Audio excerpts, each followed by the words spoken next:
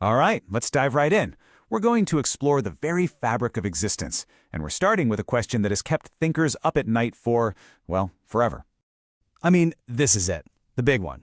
A question that really pushes our brains to the absolute limit. So, to even begin to wrap our heads around this impossibly huge idea, what if we tried a different approach? Let's start by visualizing the universe in a whole new way. Okay, so instead of thinking about the universe as this static, unchanging place, let's imagine for a second that it's alive. Almost like it's a living, breathing being. And in really, truly nothing. No space, no time, no light, no energy. Just an absolute, perfect, and totally silent void. It's kind of impossible to actually picture, but just try to hold that thought for a moment. And we're not talking about a brief pause, you know? This state of nothingness is the default setting. It's supposed to stretch on, forever, completely timeless and unchanging. But then, out of all that infinite stillness, something happens. A single change. It's like the void takes its very first breath, and boom, existence kicks in. So in this picture, our entire universe, all the stars, the galaxies, you, me, it's all just one deep breath in, a fleeting moment where these cosmic lungs are full. But eventually, you have to exhale, right? Everything goes back into the void. And maybe, just maybe, the whole cycle starts all over again. It's a really cool idea, but here's the thing. It crashes head-on into a massive scientific problem. And this is where we get to the real heart of the matter. We've got a fundamental conflict on our hands, a battle between two ironclad laws of reality that seem to be saying two completely opposite things. Yeah, this is like a heavyweight championship fight in physics. In one corner, you've got the First Law of Thermodynamics. Its rule is simple. Energy cannot be created or destroyed. You can't get something from nothing, period. But in the other corner, you have the bizarre, spooky world of quantum field theory. And it says, well, the exact opposite. It says that nothing, that empty vacuum of space, is actually buzzing with potential. So what gives? Is the universe playing with two different rule books?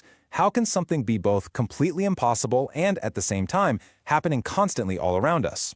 The key to this whole paradox is a weird little phenomenon called virtual particles. And this isn't some science fiction idea. This is a real, proven, observable thing. For these unbelievably tiny flashes of time, pairs of particles literally pop into existence out of empty space, and then, almost instantly, they cancel each other out and just vanish. It's like they're borrowing a tiny bit of energy from the void and then paying it back before the universe even notices the debt is there.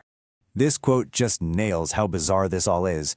The universe has this strict no free lunch rule, but quantum mechanics figured out a way to order the food, eat it, and put it back on the plate before the bill ever arrives.